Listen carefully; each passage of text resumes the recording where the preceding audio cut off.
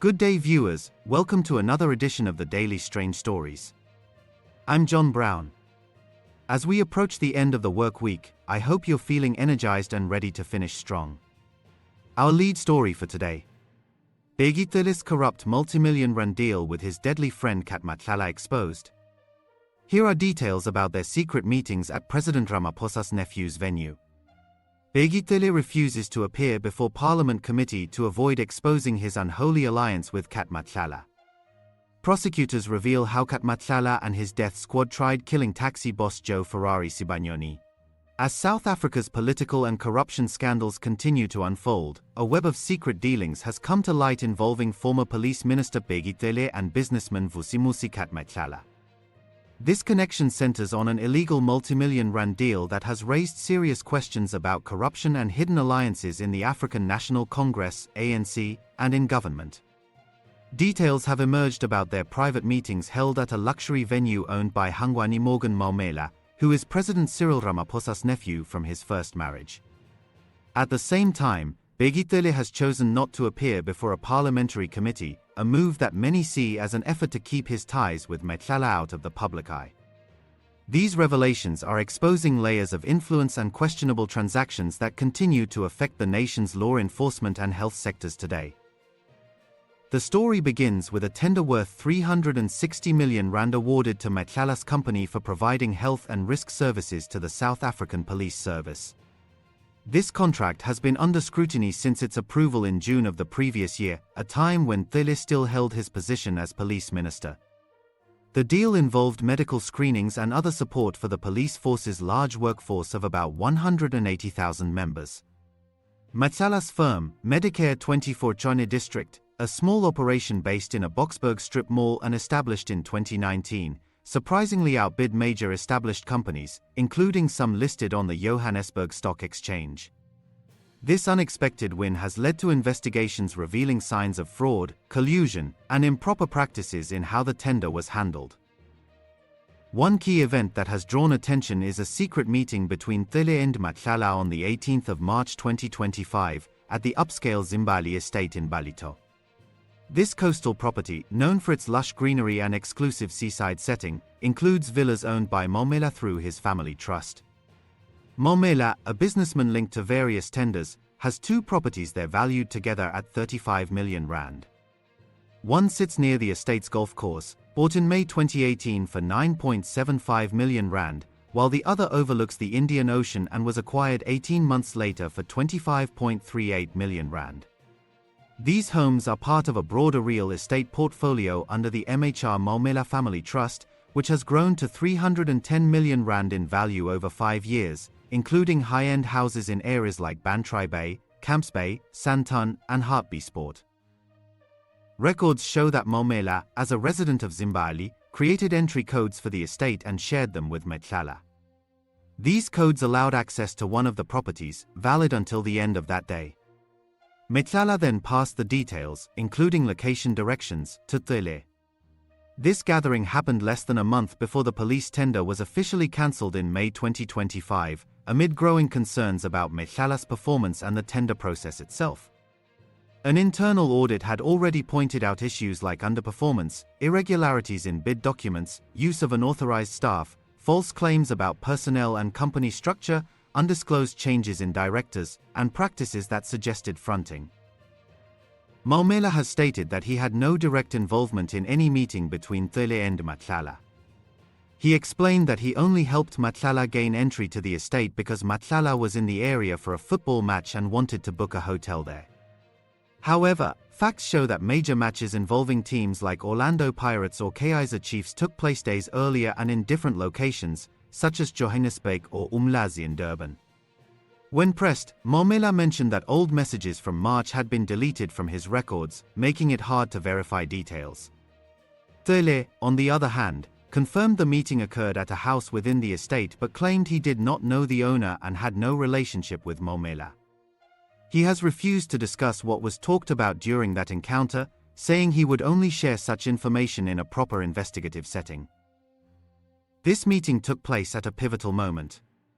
Just days before, investigators had recommended that National Police Commissioner General Fanny Maumela end the tender due to the audit findings. Maumela soon notified Matlala, asking for reasons why the contract should continue. The cancellation followed, but not before Matlala's company had received payments amounting to 50 million rand. The timing raises questions about whether the Zimbabwe gathering involved discussions on how to handle the mounting pressure on the deal. Cele has maintained that his close ties with Matlala only began after he left public office, but evidence suggests otherwise, including their shared luxury experiences. Further details reveal that Matlala provided Cele with access to a high-end penthouse apartment at the Capital Menlyn Main Hotel in Pretoria. In late January 2025, Matlala contacted the hotel's sales manager via message, requesting that Cele be allowed entry to the leased penthouse whenever he was in the city. Cele has admitted to staying there on 2 occasions, describing it as one of many places he uses during his frequent visits to Pretoria. He has denied any business partnership with Matlala, insisting their acquaintance started only this year. However, phone records contradict this, showing over 100 instances of calls or messages between them, indicating a deeper connection that predates Cele's exit from his ministerial role. A striking example of this contact occurred on the 9th of May 2025, just before the tender's cancellation and Matlala's arrest. Cele attempted to reach Matlala by phone 10 times that day, starting early in the morning at 8:39 a.m. and continuing into the evening until 10:11 p.m. None of these calls were answered or connected successfully. Cele has explained that he was trying to set up a meeting in Durban, but it never happened. This flurry of attempts came at a time when Matlala was threatening legal action against police leaders to prevent the tender from being ended. The pattern of communication challenges Cele's claims that they were not friends or partners, as it points to a level of urgency and familiarity. Matlala's background adds more layers to this narrative. He has been linked to a network of companies involved in tenders at Tembisa Hospital, where over 2.3 billion rand in procurement was flagged for irregularities. Investigations, including those by the Special Investigating Unit and the Hawks, have been ongoing for 3 years, focusing on how funds were distributed through 21 entities connected to Maumela's friends, family, and associates. Matlala himself is tied to 3 of these companies that secured deals for items like surgical equipment. In one case, companies controlled by Matlala and Maumela bid against each other, but documents hid their true ownership through fake or forged certificates. Instead, the bids listed directors who were actually low-level workers from Limpopo, a security guard without a job and a municipal pool cleaner, who later said their signatures were used without their knowledge and they had no idea about the multi-million rand contracts. These hospital dealings came to light partly through the efforts of whistleblower Babita Deokaran, who identified suspicious patterns just weeks before her death in 2021. Her reports highlighted how funds were siphoned off, leading to payments of at least 380 million rand to the Maumela-linked network over 2 years. Matlala's involvement in these schemes was already under probe when he won the police tender, yet it proceeded. After the police contract, Matlala and his family enjoyed a lavish lifestyle, with luxury cars, high-end clothing, cosmetic procedures, and expensive homes.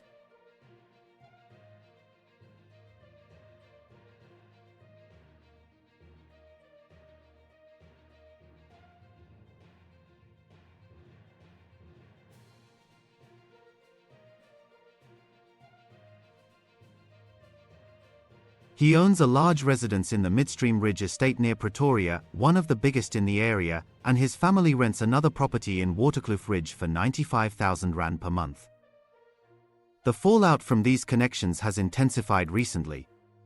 In May 2025, Matlala was arrested on charges including attempted murder, money laundering, and interfering with justice, related to a failed attack on his former partner, actress and socialite Tembisa Hospital, in October 2023.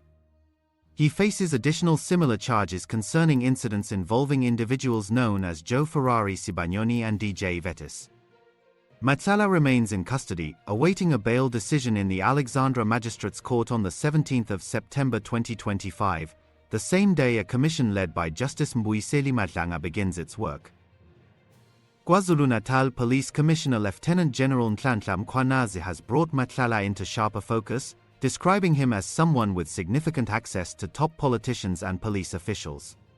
On the 14th of May this year, 2025, the task team arrested Vusimuzi, who is also known as Cat Matlala, for an attempted murder ×3. An analysis was conducted on electronic communication of this arrested person. This analysis reveals communication between the arrested Vusimuzi at Cat Matlala, Mr. Brown Mokhotsi, an associate of the Minister of Police, as well as the Minister of Police, Senzo Mchunu. On the 1st of January 2025, Mr. Brown Mokhotsi sends a WhatsApp to Vusimuzi Cat Matlala, and it reads as follows, I quote, "I have arranged a meeting for Sibiya and the minister. They must have a solution." And it follows another message. "The task team that came to your house and harassed you have been dissolved. They got the letter on Monday. As we speak, they are bringing all docket to Sibiya." Mkhwanazi's statements in July highlighted concerns about influence peddling within the police force, leading to changes in leadership. Current Police Minister Senzo Mchunu has been placed on leave, replaced by Professor Firoz Kachelia amid these allegations. Messages from Matlala's phone, obtained after his arrest, show communications with a man named Brown Mokhotsi, who claimed closeness to Mchunu and discussed the disbandment of a task team investigating political killings. This team had looked into Matlala's cases, and its dissolution could benefit him. One message included a proof of payment for 111,000 rand from Matlala's company to an account linked to Mokhotsi through a northwest-based firm run by Dorothy Lekwaba, who confirmed the funds were for Mokhotsi but needed to check records for the exact purpose. These developments have spurred multiple inquiries. The Investigating Directorate Against Corruption, IDAC, is examining the police tender award for criminal elements. A parliamentary ad hoc committee is probing claims of underworld infiltration into the criminal justice system, with evidence leaders consulting witnesses. Honourable Chairperson, honourable members, 1. To include the investigation of the allegedly unlawful disbanding of the political killing task team and the removal of the said dockets. 2. Allegations of political interference in the South African Police Service in terms of operational matters. 3. The irregular appointments or alleged irregular appointments and procurement linked to senior officers.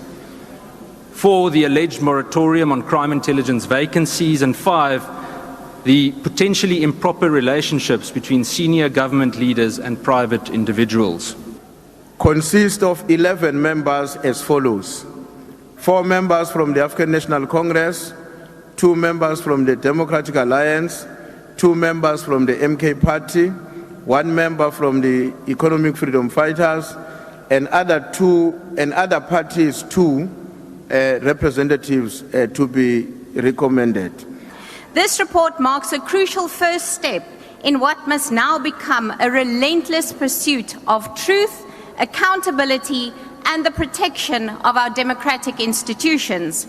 Lieutenant General Mkhwanazi did not merely blow a whistle, he sounded a national alarm. Police Minister Kachelia has already met with them, and discussions with Mchunu continue until the end of this week. However, Bheki Cele has not responded to requests to appear before the committee's evidence leader on the 8th of September 2025. This lack of cooperation has frustrated members, who debate how to proceed firmly without appearing disorganized. Some parties, like the EFF and Action SA, pushed for subpoenas to ensure timely appearances, but the committee decided against it for now, opting to schedule later dates. The committee faces challenges in coordinating with the Madlanga Commission, set to start on the 17th of September 2025, which will investigate Mkhwanazi's claims about police capture. Mkhwanazi has requested to appear before the parliamentary group after his commission testimony, likely by the 22nd of September 2025. This delay has led to discussions about the committee's authority, with calls to invite figures like National Prosecuting Authority head Shamila Batohi. The chairperson plans to write firm letters to witnesses, setting specific dates rather than asking for availability, to avoid perceptions of weakness.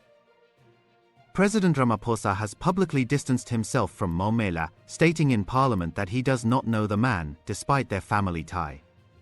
This stance comes amid broader scrutiny of how family connections might influence business dealings.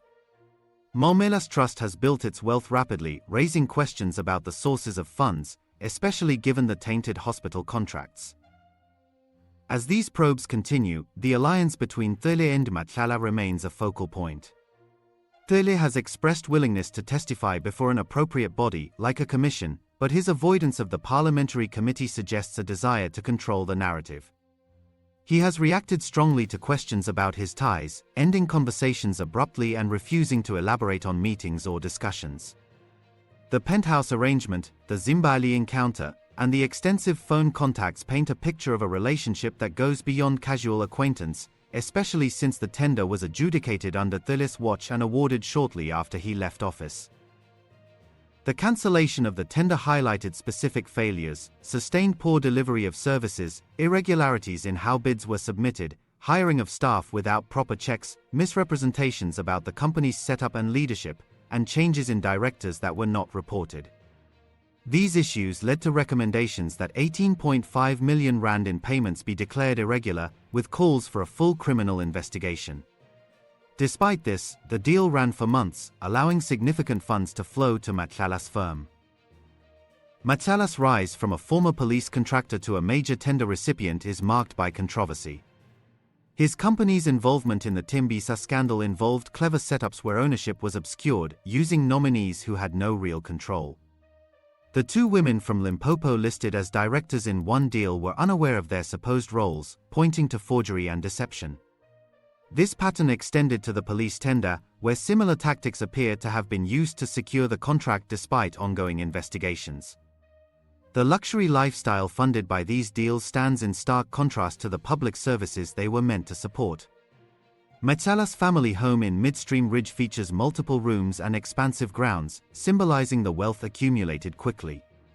The Waterkloof Ridge rental, with its high monthly cost, further illustrates the opulence. Such displays have fueled public outrage, especially as health services for police officers and hospital patients suffered from the alleged mismanagement. The task team was handling cases directly related to Matlala, including the attempted hit on Tembisa, where hitmen targeted her but failed. Matlala's arrest and pending charges add urgency to these inquiries. He is accused of orchestrating attacks, laundering money from tenders, and trying to obstruct justice.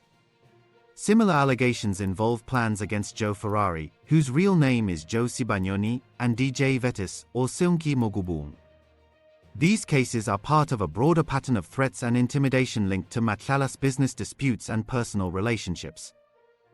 Meanwhile, prosecutors have recently uncovered a web of connections showing how Matlala and a group of alleged hitmen attempted to take out prominent taxi boss Joe Ferrari Sibanyoni in a carefully planned attack.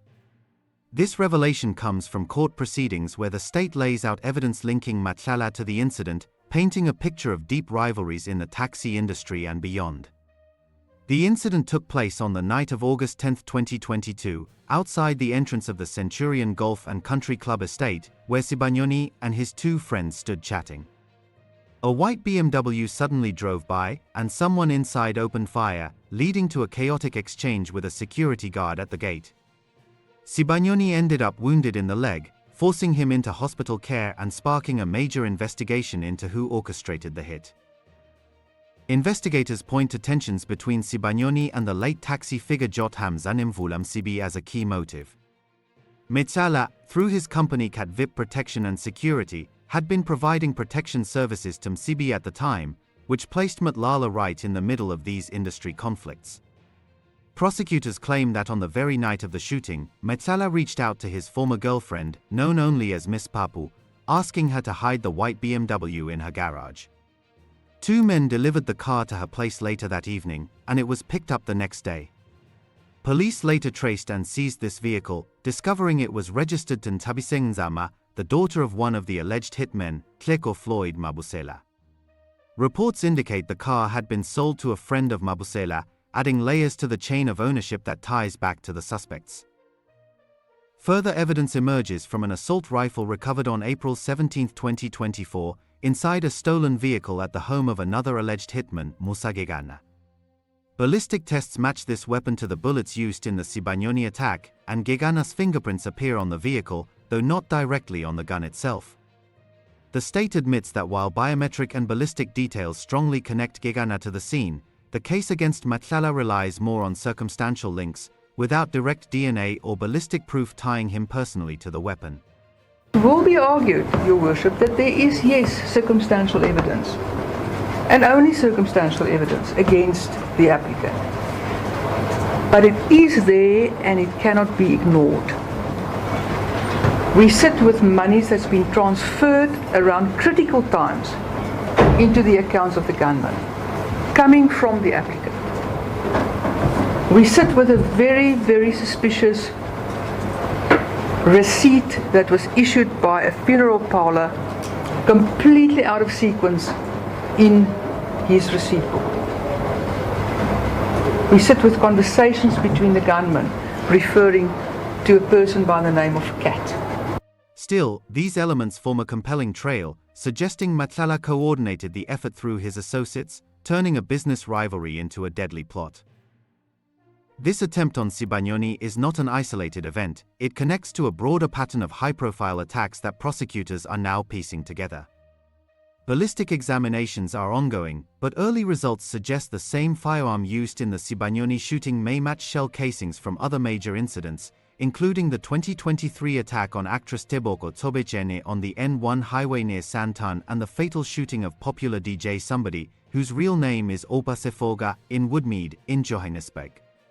Tobechene survived with a foot injury, but her passenger suffered a severe spinal wound that left her paralyzed. DJ Somebody, however, did not make it, gunned down in a hail of bullets that ended his life abruptly. These links hint at a single weapon circulating among a network of hired guns, possibly controlled by figures like Matlala.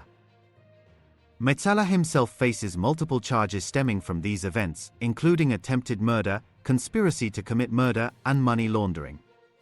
He is currently held at Gosimampuru CMAX prison in Pretoria, where a recent raid turned up a cell phone in his cell, raising questions about how he might still be communicating with outsiders.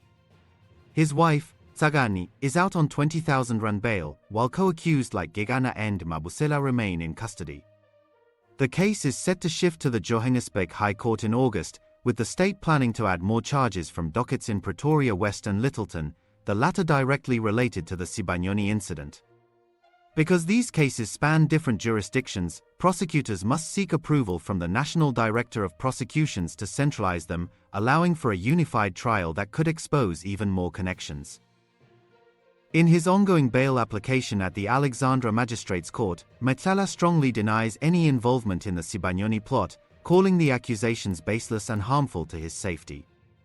He argues that as a protection services provider, he would have gained more by offering Sibanyoni security rather than targeting him.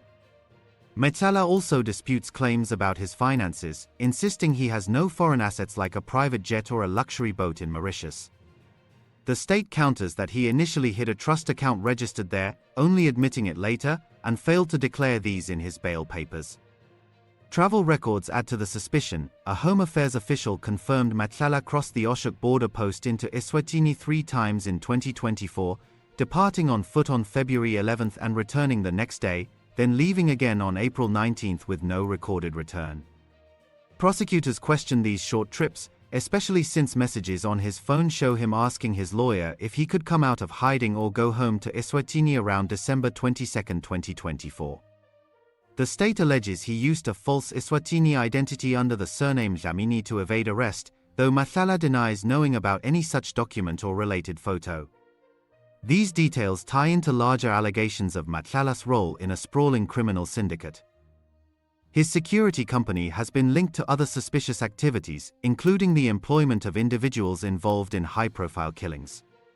For instance, one victim, engineer Armand Swart, was killed in Vereeniging in April 2020 for using an AK-47 and a pistol that ballistic tests later connected to multiple cases, including shootings of well-known artists and politicians dating back to 2021.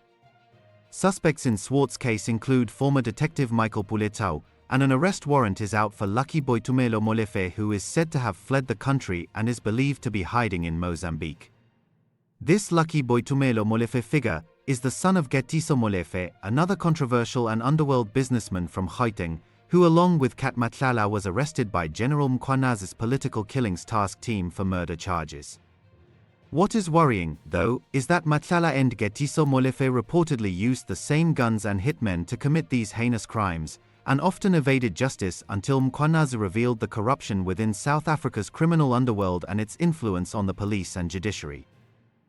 The Daily Strange Stories team is still investigating if the BMW used in shooting Joe Ferrari Sibanyoni is the same BMW used in assassinating Babita Deokaran. Reports indicate she was stalked for over a month, with local CCTV cameras disabled just before the attack and possible surveillance software tracking her phone. These coordinated efforts highlight the resources behind such operations. Connections also surface in the murders of figures like Spusiso, who once worked for Matlala's security firm, pointing to overlaps with gangsterism, drug trafficking, state corruption, extortion, and networks in private security and nightclubs. Mkhwanazi describes a high-level syndicate infiltrating the police, ministry, parliament, prisons, judiciary, and other authorities, possibly controlled by a Gauteng-based drug cartel with international ties. As ballistic tests continue, linking weapons across these cases, the full scope of Matlala's alleged network is coming into focus, from taxi rivalries to political protections. The state argues Matlala's patterns make him a flight risk, especially with his border crossings and hidden assets. He counters that the investigating officer has lied under oath, particularly about the boat and jet, providing no proof like registration numbers or ownership documents. The court has postponed its bail judgment to September 17, leaving many questions hanging. This exposure of an unholy alliance has left many wondering about the integrity of those in high places. Do you think the Madlanga Commission will adequately deal with allegations being leveled against the likes of Senzo Mchunu and Bheki Cele, or do you have any solution to deal with these corrupt issues? Tell us what you think should be done in the comments section below. Thanks for watching this news bulletin. Please share your opinion in the comments section. We would be glad to read and respond to your comments. Let's meet again tomorrow in our next strange story. Have a fantastic Friday and get ready for the weekend.